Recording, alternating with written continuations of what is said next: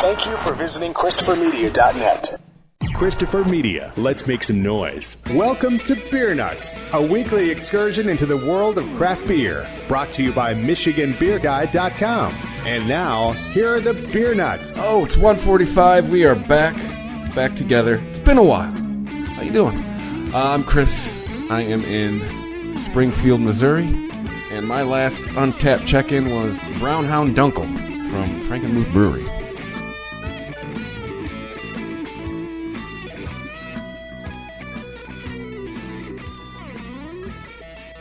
I guess I'll go. Hey, everybody, this is Greg in Dearborn, Michigan, and good to be back.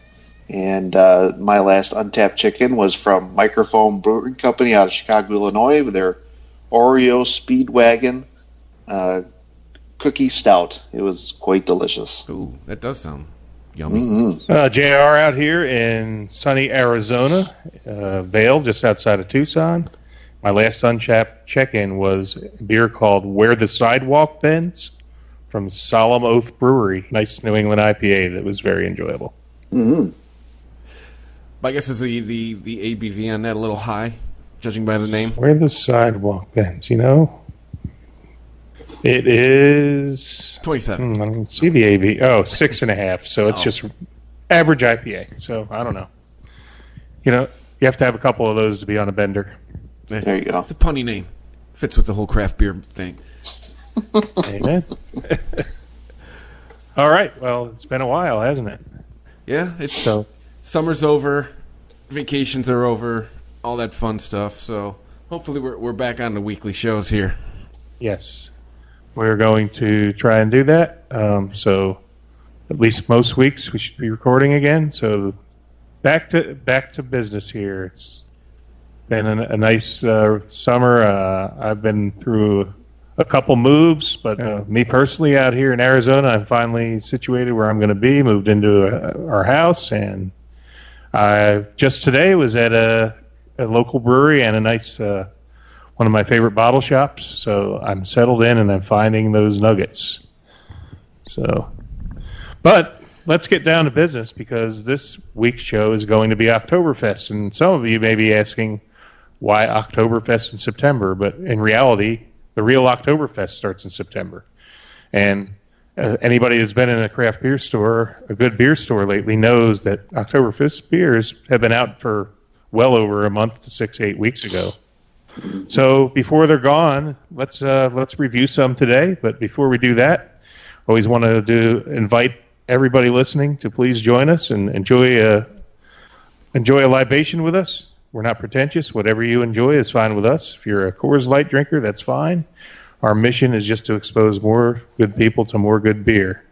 And Oktoberfest is like a lot of us say, maybe not everybody's favorite style, but it's cool. It comes around once a year. It's a nice it's a nice tradition, and everybody has fun for Oktoberfest. And really, once you have one or two of them, it grows on you pretty quickly. So I'm looking forward to the ones I'm going to taste here, and I hope you guys are too. So I think we're going to kick it off with me tonight, if that's all right, guys. Let's do it. 'Cause I'm thirsty. All right.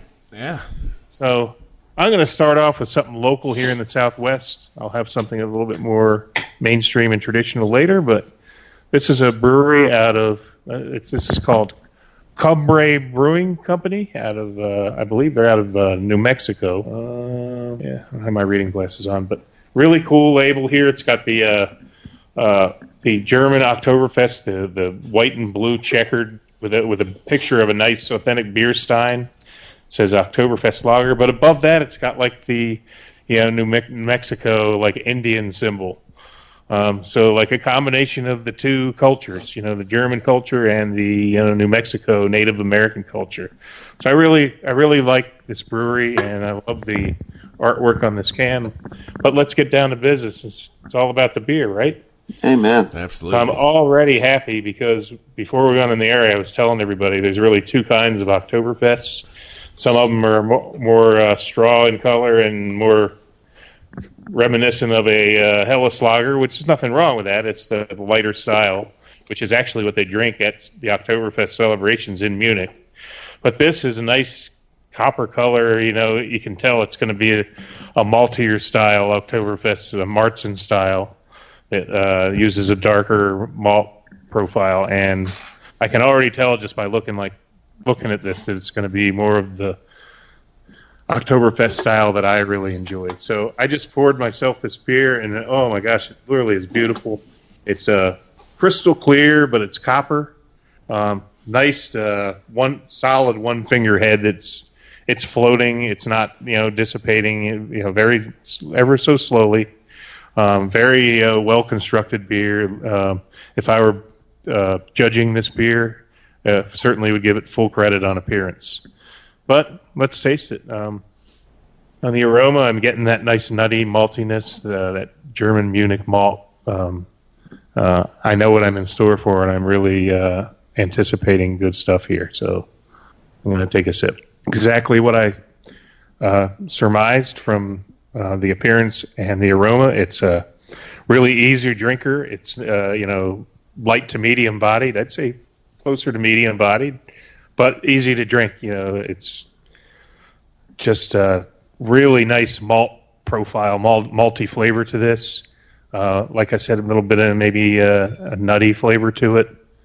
Not on the level of like a brown ale, a lighter scale, but I really like that German Munich malt, the darker roasted malt that's in this. It's a delightful beer. I'm going to drink some more. And it tastes fantastic. But you know what? I'm looking down at this and I'm like thinking, if I had like a liter stein of this, I could probably put this down pretty quickly. But really full. Is this the Marzen style? Yes, and I don't have any. Let me see. I could probably go online and look this up.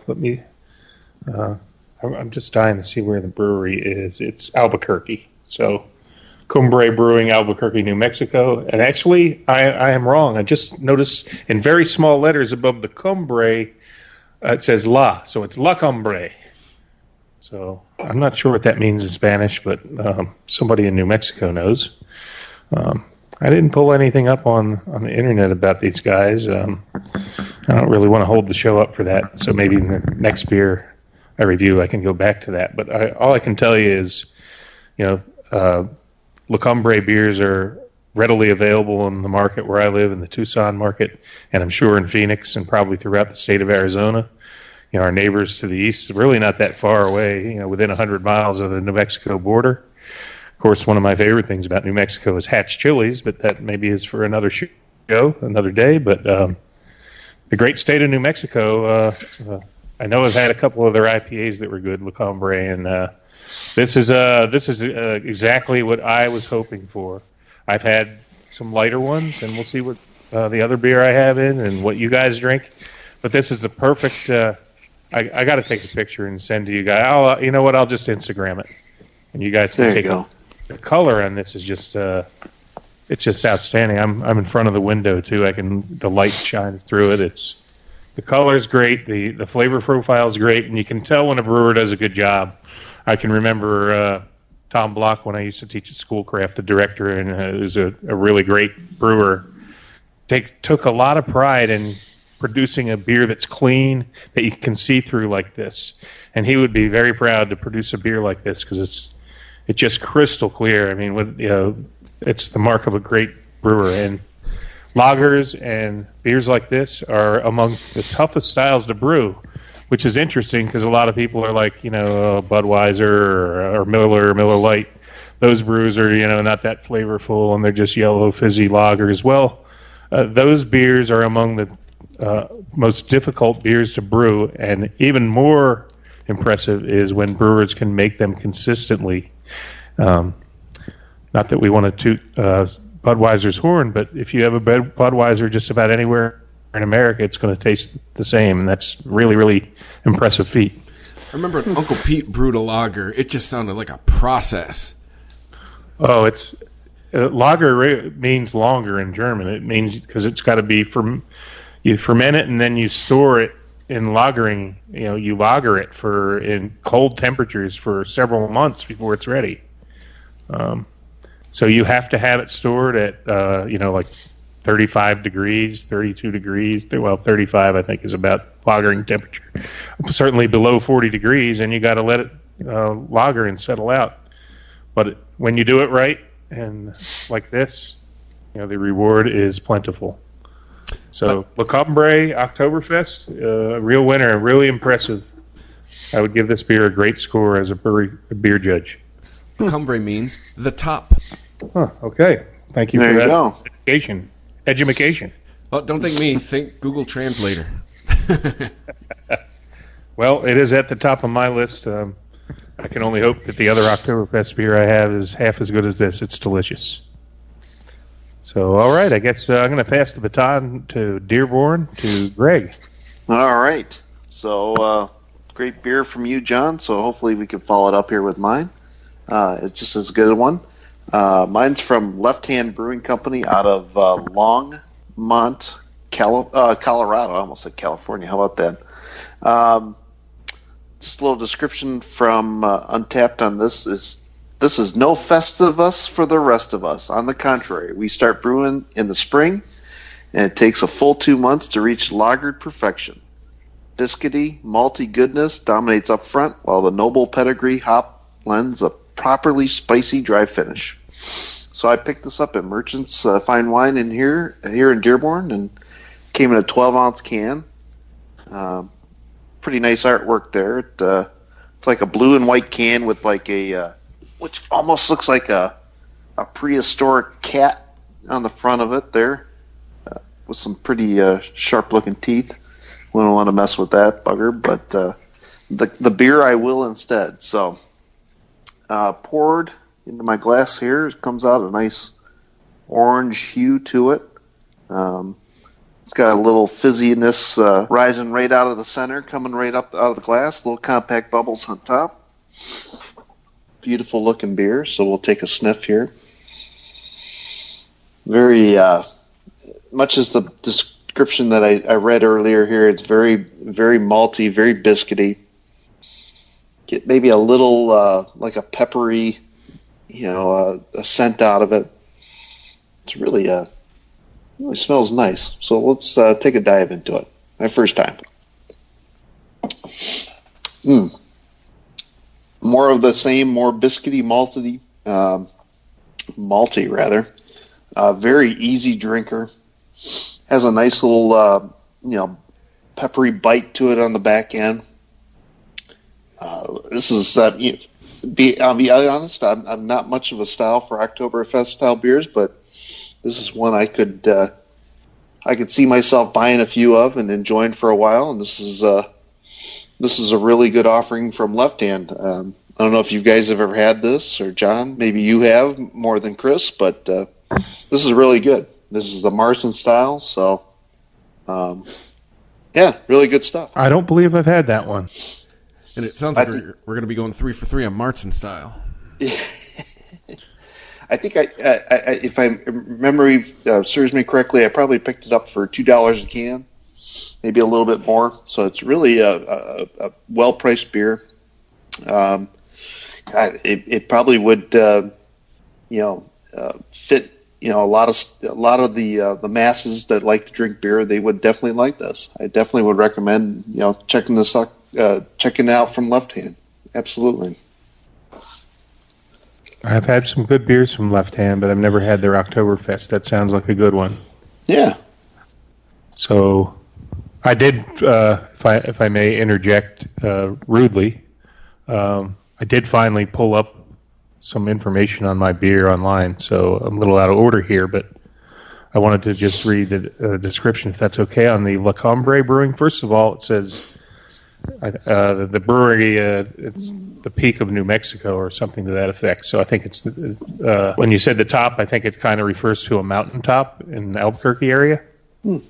So that's more about the brewery itself. But for the Oktoberfest description, it says, "Do it right or don't do it at all. When you make a rich Bavarian-style lager, use the best Bavarian toasted malts and a lot of them. The best German noble hops, a traditional Bavarian lager yeast. Do it right and then lager it. Take your time, do it right. We did this one right. Rich toast, light spicy hops, pillowy soft mouthfeel, and a crisp but lasting finish that can only be accomplished by, you guessed, doing it right. ABV 5.9%, IBUs 35. And I want to just add that, this beer has been sitting here for at least 10 minutes since I opened it, and I've still got a healthy head on the top of it. It's not like a full one finger anymore, but it's still a solid looking head. Just a wonderfully constructed beer. So we're 2 for 2. 2 for 2. Viva New Mexico. Time to send it over to Missouri and see what Chris has got. Well, before we do that, believe, JR, you had a couple of hipster tipsters. Oh, yeah, hipster items you wanted to discuss? I was going to do that after your beer, but if you would like me to do it now, I'd be glad to, because there's a really big one, for at least for Michigan folks. The news is out that Royal Oak Brewing, actually, is it Roke or Royal Oak Brewing? It's Roke. Are there are two different ones then? There might be. Well, anyway, Roke Brewing has acquired Dark Horse Brewing. Once one of the iconic Michigan breweries, Dark Horse. Everybody knew Dark Horse. Everybody went to 4 Elf party, drank all night the night before the party, and then they got the coveted barrel aged. What's their Imperial Stout? Gosh, see how the mighty have fallen? We can't even remember the name. Plead the Fifth. I plead the Fifth. Barrel aged Plead the Fifth. Remember, everybody used to go and get those variants, and the sarsaparilla one was really good, and 4 Legs or whatever, with the maple in it. Anyway, 4 Elf, yeah. At the 4 Elf party every December. And it was always a can't miss. Everybody went, and I never went because I knew that it was be a full night of drinking, and I had a family at home. But I lived vicariously through many other beer buddies that went, and were kind enough to pick up, allocations for me. So that was nice. But in recent years, they have just kind of fallen off a cliff. I know Uncle Pete's been there a few times. Boy, that sounds good, whatever that is. But so we can only hope that with a new ownership, that maybe they can get back to where they're on the right track. Because really a cool place to visit in Marshall, Michigan. Not too far off of the 94, is it? Yep, 94. Yep, exit 110. Always, I remember always going to Bell's when you would go to Kalamazoo. It was an easy stop to go to Dark Horse on the way back. But it's a long way from me now in Arizona. But wish nothing for the best for those guys. I always enjoyed my trips to that brewery, but I'm not sure what went south with those guys. But hopefully they can recapture the magic. Any other comments from you guys on it? Hopefully they can recapture the magic, like you said. It's always such an adventure going out to their brewery, their Marshall. I mean, it's not just a brewery; it's a restaurant, a general store, coffee roasting. I think they even had a barber in there or something. But I mean, it's quite the complex, and you really hate to see things turn for the worse for them. But hopefully, with Roke acquire them, as well as they did with Right Brain earlier or late last year, hopefully things can turn around for the better, and we'll see some good things come out of it. So yeah, they used to have way more of a presence in the stores, and it isn't there like it used to be. So yeah, it's a shame. Yeah, even their what's the big IPA that everybody always used to get? Anybody even remember? From Dark Horse? Yeah. Come on. We should have. Is it Smells Like a Safety Meeting? Crooked Tree. Crooked Tree. They had Crooked Tree, and then they'd have the double Crooked Tree would come out. Smell Like a Safety Meeting, and that was always a fun one. Meeting was a big hoppy, dank brew that was pretty good.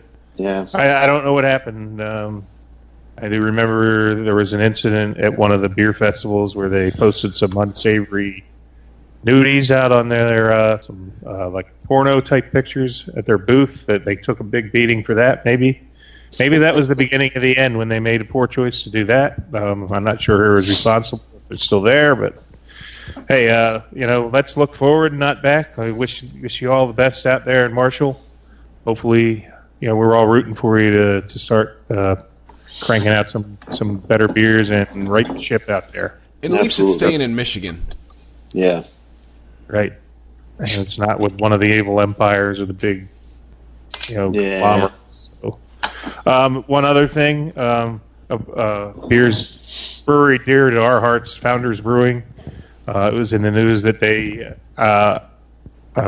San Miguel Mahu, whatever the name of the Spanish brewers that bought 30% of the company a few years ago, exercised their option to buy 90% of it. They now have a 90% ownership. I believe the two founders of Founders, Dave Engbert is one of them. I can't remember the other founder's name, but they still retain 10% ownership. I know there was a lot of blowback from Michigan people saying, Founders is dead to me now and everything, but, they're in all 50 states now. They're a big brand. They've got a great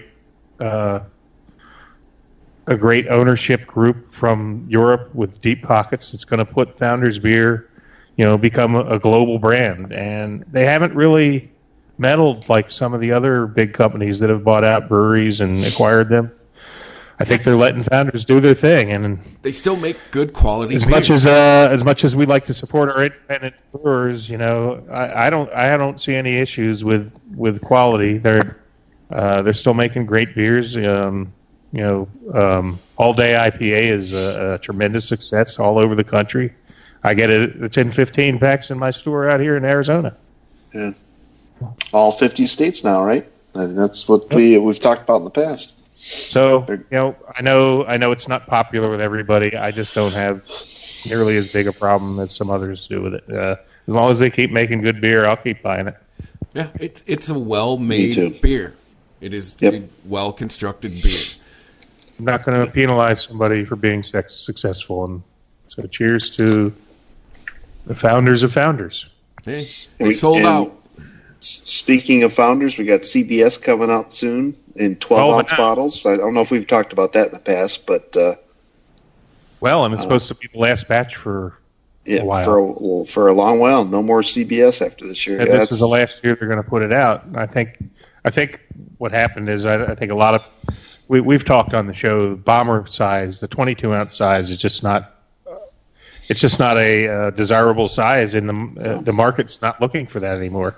That's right. Craft beer drinkers like a smaller serving. They like to try. They like to try a lot of different things. And I mean, let's face it, a bomber of CBS at 14-15%, whatever it is.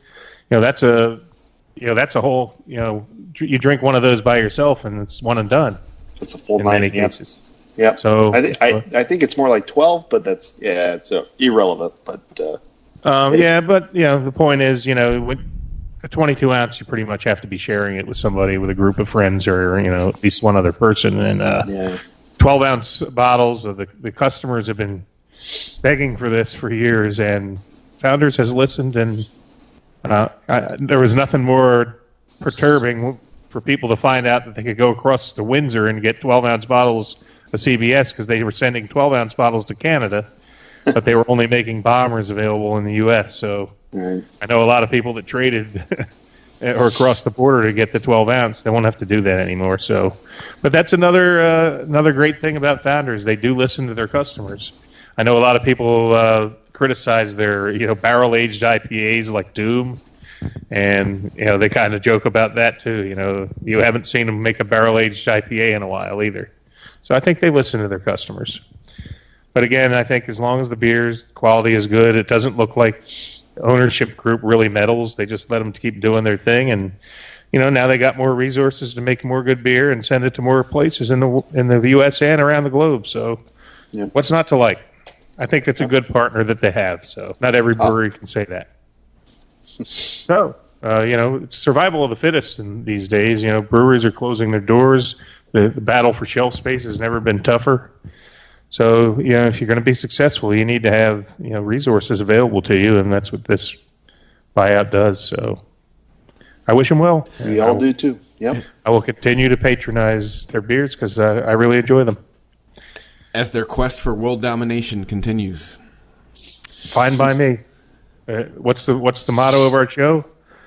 Spreading more good beer to more good people, and that's what they're doing. ChristopherMedia.net. ChristopherMedia.net. So, speaking of good beers and good people, Chris, you're up. Oh, yeah, and I've been waiting because this beer's really good, and I've been trying to not drink it all before it got to my turn. I have from Boulevard Brewing, seems to be when I'm down here in Missouri, seems to be the go-to, which is fine because they make good beer. I have Bob's 47 Oktoberfest beer. Just reading from the website here. It says it's a Marzen style. It's their seasonal fall beer. Bob's 47 Oktoberfest is a medium-bodied dark amber brew with a malty flavor and well-balanced hop character. With this Munich-style lager, we salute our friend Bob Verkowitsch. Verkowitsch, master brewer and graduate of the U.S. Brewers Academy, 1947. Your review is almost damn near what mine was going to be, JR, but is what it is. I mean, you pour this beer, and it had a nice... is fluffy a term for head? I mean, a nice thick head. It took its time dissipating, and then once it did, I mean, you could see right through this beer. But a deep, rich copper color. You stick your nose in it, you're getting that malty aroma with just a tiny, tiny little hint of the hops. Drinking it, oh man, a crisp, light mouthfeel. The malt in the front, the hops just showing up right at the end, just right at the end, right as it crosses your palate. And yet, this is very, very, very drinkable. I'm with you, JR. If I had a big 22-ounce stein of this, would not be a problem. But yeah, I find each year we do the Oktoberfest show, I'm liking the Marzen style more and more. This might have to grab a 6-pack of Oktoberfest for football Sundays before they disappear from the stores. But need it for the Lions, though. Yeah. Right. Well, and you said 22 ounce. Actually, the steins are traditionally a liter, which is 33 ounces. Ooh. So probably need all 33 to get through Lions games. Oh my goodness. Yeah, and then fill it up again. But yeah, Boulevard has yet to let me down. They've yet to give me a crappy beer. So yeah, Bob's 47 Oktoberfest beer from Boulevard. If you get Boulevard near you, pick it up. You won't be disappointed. Sounds good. And there's nothing wrong with all these beers are very similar, or identical in flavor profile, because that's the style, the Marzen Oktoberfest style. So, but what's ironic is, I mentioned before, when you go to Munich, they don't really sell this darker, maltier version. They sell a Helles Bock, which is a much lighter straw color. It's technically not even Marzen style beer, but it's a nice, easy, quaffable beer that works well for the fest. So, but if I go there, I'm going to be seeking out one of these Marzens, at least for the first liter. Maybe after that, I'll just switch to whatever. All right. Well, one of the things I had wanted to do was have a traditional German Oktoberfest beer, and then have a craft one. I've just done a craft one, but when I was at the store today, I was told by the manager of the bottle shop I went to that, you got to have the Sierra Nevada. It's a collaboration with a German brewery called Bitburger, which I'm very familiar with Bitburger. So I'm like, wow, that's perfect. Best of both worlds. It's an American brewery. They collaborated with an authentic German brewer to make this. So I'm going to have to go get a bottle opener. Wasn't prepared for that, so I'm going to step away. I have one. Nope, you don't need it. Hand it over, please. Hang on, got one right across the room. Might take a few minutes, all right. Okay, let's open this up. So, while I'm preparing this, I will read before I drink this time. It's a Sierra Nevada 2019 Oktoberfest. It's the ultimate season of revelry, so we teamed up with Germany's Bitburger Brewery for an Oktoberfest that turns backyards into beer gardens. Rally your friends and celebrate with a fest beer whose rich amber color and smooth malty flavor bring the Munich tents to you. We brewed Oktoberfest with Bitburger's custom yeast and secret hop blend called Siegelhopfen, meaning sealed hops, which are two house ingredients never shared outside their walls until now. And it says, the Men's Journal is quoted as rating this the world's best Oktoberfest. No. So let's see. Got my bottle open.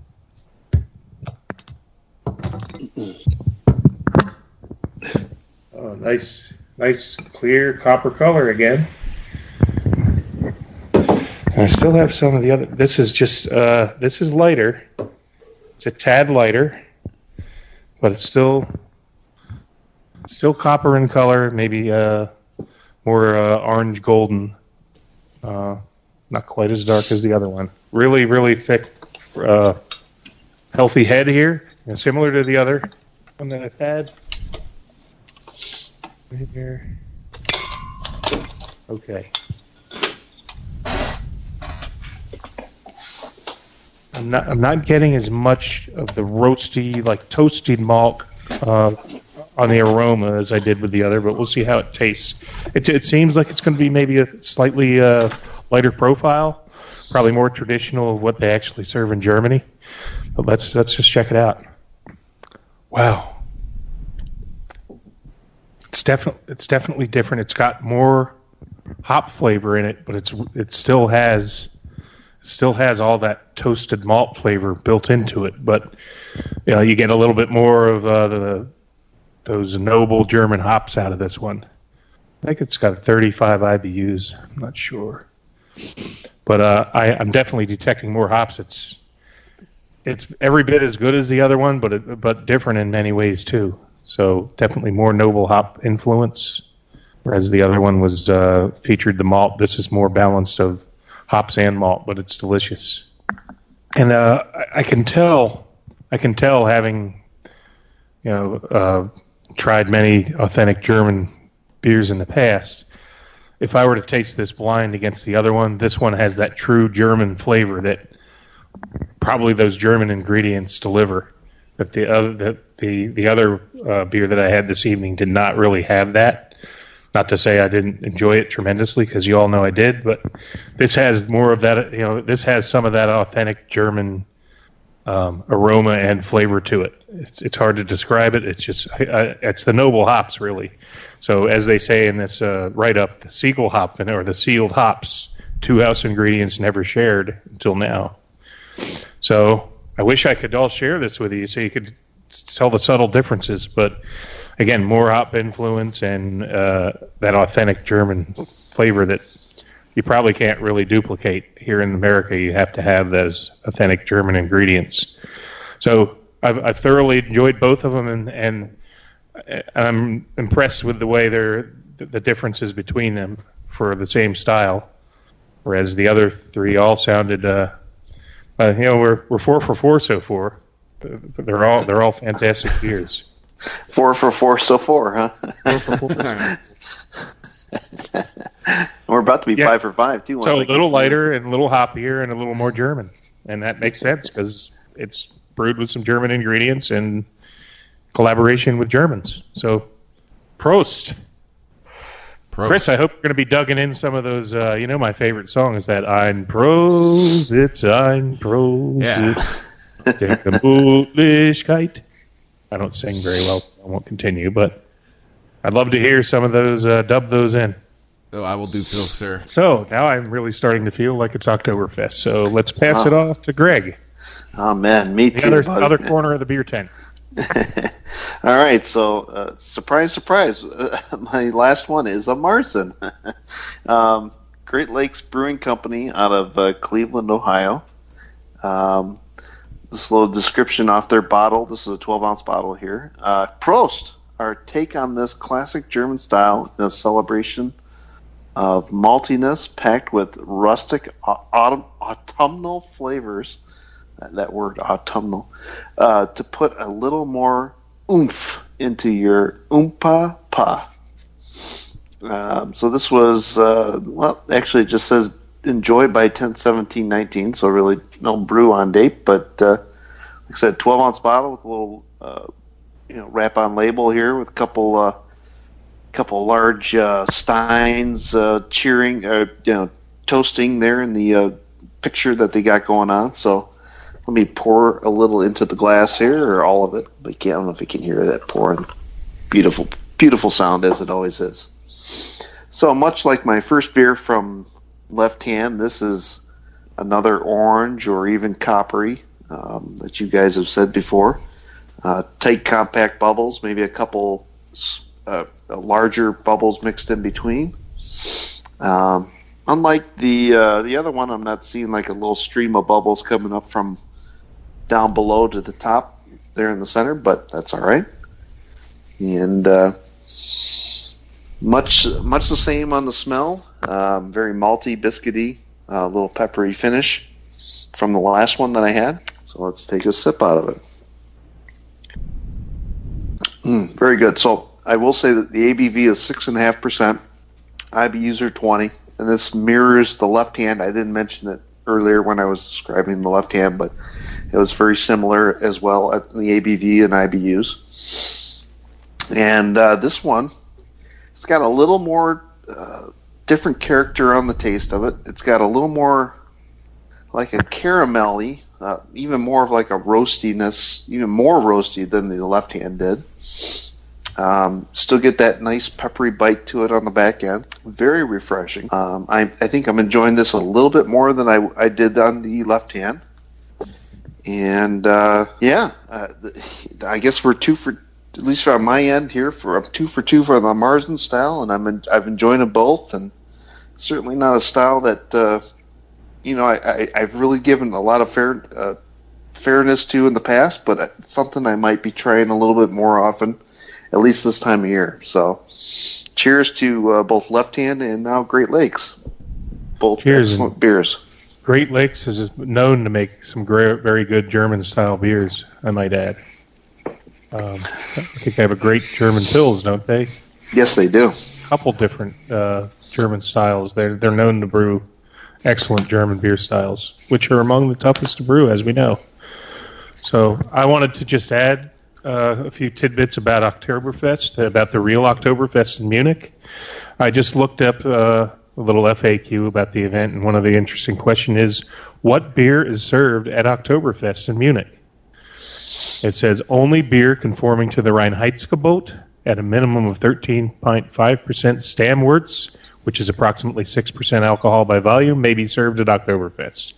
The beer must also be brewed within the city limits of Munich.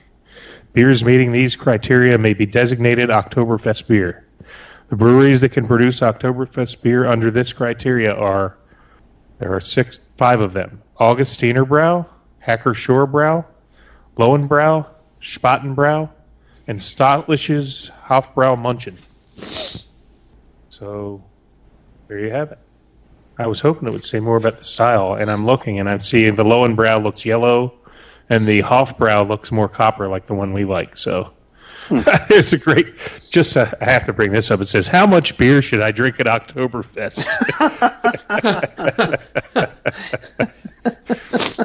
We say that up to 2 mass beers, which is 2 liters, is a good measure. This can typically be handled by normal folks without any memory loss, belligerence, or upset stomachs. With 3 mass or 3 liters, you will quickly approach the borderline. The beers are large and pack a punch. It says you don't want to come all the way to Munich just to get so drunk you don't remember anything. But you also didn't come all this way not to partake in the fun. Fair point. It's like it should be a life goal for anybody to just go out there once just to experience Oktoberfest for sure. That'd be so great. My list. Yes. One of us has to hit the lottery so we can all the beer nuts can go. Oh man, we're trying. And I can guarantee you we won't be podcasting from the tent. That'll be like after the fact podcast. But, oh, that sounds like a challenge. Yeah. So the big party in Munich starts in September 21st. I wonder how long it lasts. It lasts for a couple weeks, doesn't it? Let me see. I got the FAQ here. How much beer should I drink at Oktoberfest? How much does a liter of beer cost at one of the tents? Price of liter beer ranges between 8 and 10 euros per liter, which is about $10 to $13. That's a pretty bargain for a liter of beer. I'm not mad at that. No, I'm fine with that. Weekdays are much less crowded compared to Saturdays and weekends. Big surprise there. The big tents hold 7,000 to 10,000 people at a time, are the most difficult to get into, and often close their doors by noon on Saturdays because they're already full. Wow. You got to start. Look, you can't drink all day if you don't start in the morning, right? Yeah, correct. How do I get beer tent reservations? Every year it's a long process for us to book beer tent reservations. You don't always get exactly what you want. Every tent has its own systems for booking. So it looks to me like you're probably going to have to contact some kind of a travel agent that knows if you're not in the know, you're not going to be able to do it. In 2017, over 7 million people attended over the 3 weeks. So there you have it. It's oh, my God. Wow. 7 million people. That's a party. Okay, and we touched on this at the beginning of the show, and let's educate ourselves. Oktoberfest starts in September. Why is it called Oktoberfest? It says the first Oktoberfest was celebrated in Munich in 1810 in honor of Prince Ludwig's marriage to Princess Therese von Hildburghausen. Boy, that's a tongue twister. I was hoping she was going to be called October. How many times can you say Princess Teresa von Sachsen-Hildburghausen after a liter of beer? That's enough. The festivities began October 12th, 1810, and lasted for almost a week until October 17th. The public celebrations ended with an exciting horse race. After such a spectacular party, the happy couple decided that the same type of festival should be continued annually. In the following years, the galas were repeated every October, prolonged, and eventually moved forward into September, primarily because of the weather. So there you have it, an edumacation. A beer-macation.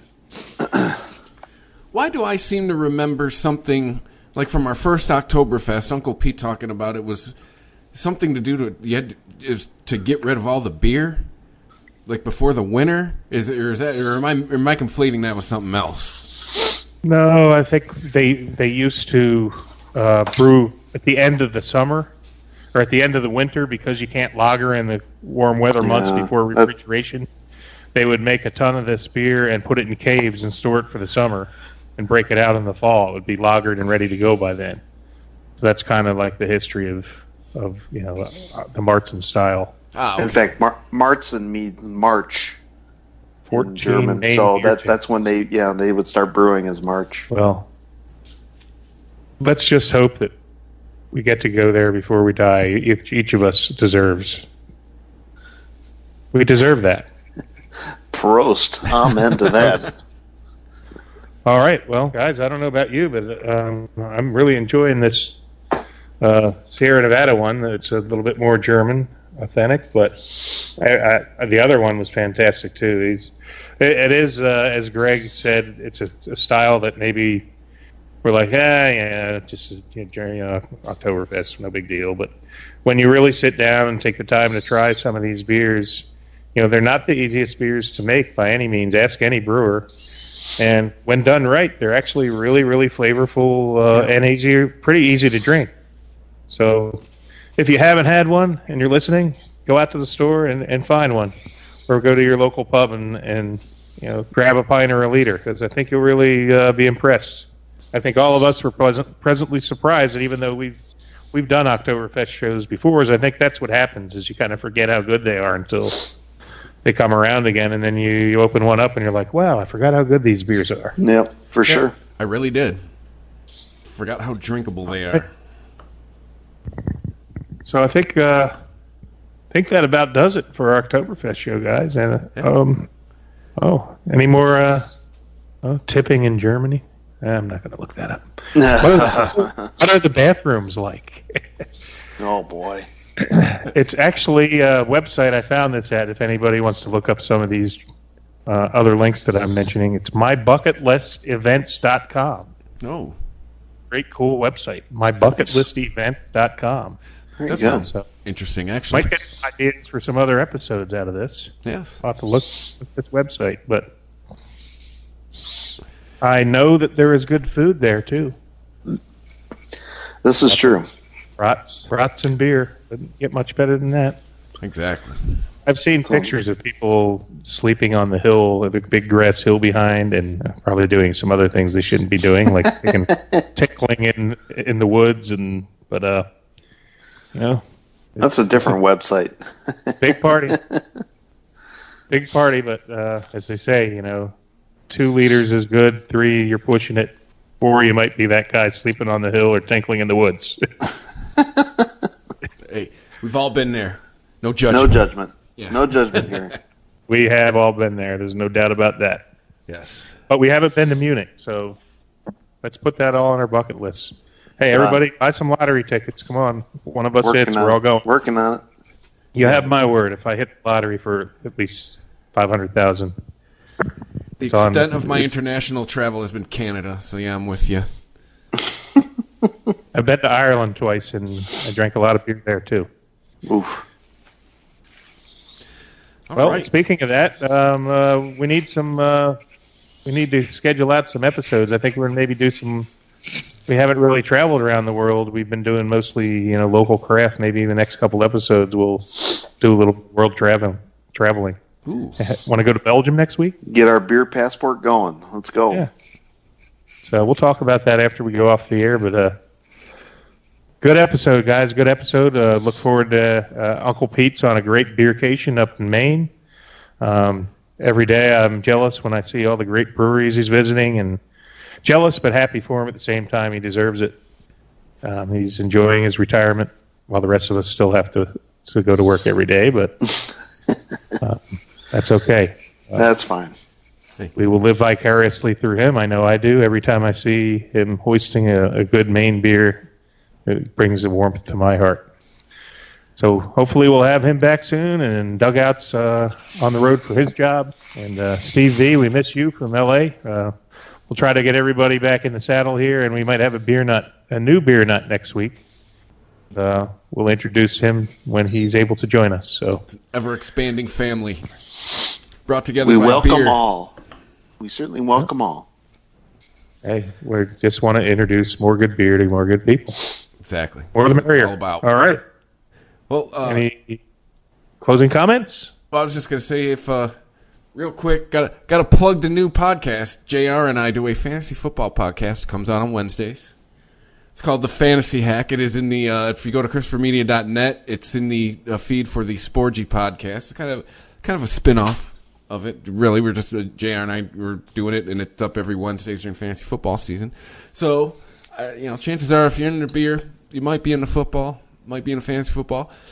Give us a listen. If you like it, cool. If not, hey, you at least try. Hey, we can advise you on all the players to pick up and tell you about all the heartbreaking losses we've experienced in the previous week, and just talk about, in general, fantasy football is a lot of fun. And we're also going to integrate this show into it because we're going to make a beer bet every week. Yes. We're going to start that on our next episode. So the bragging rights, and we can kind of talk about it on both shows, tie both shows in. So I already owe JR a beer. Yes, I like it that way. Keep them coming. Keep them coming. Damn you, Matt Stafford. But anyway, we also back to this show. We're on social media at the Beer Nuts Podcast on both Twitter and Instagram. Make sure you're tweeting or Instagramming us the beers that you're drinking. You can email us beernutspodcast at ChristopherMedia.net. We are on Spreaker.com, Spotify, which we had a crazy week last week on Spotify. Hello, new listeners. ChristopherMedia.net, Apple Podcasts, Google Podcasts, anywhere you get podcasts. I'm sure I missed something. But thanks for listening, and we'll see you next week. Wait, whoops, wrong show. Damn it, you do the sign-off for this one, JR. Well, as they say in old Mexico City, AMF. ChristopherMedia.net. ChristopherMedia.net. If you like this show, please tell a friend. Please make sure to rate and comment on all your favorite Christopher Media shows. Please follow us on Twitter and like and share us on Facebook. You can subscribe to all ChristopherMedia.net shows for free on ChristopherMedia.net. Thank you for listening, and thank you for visiting ChristopherMedia.net. Thank you for visiting ChristopherMedia.net.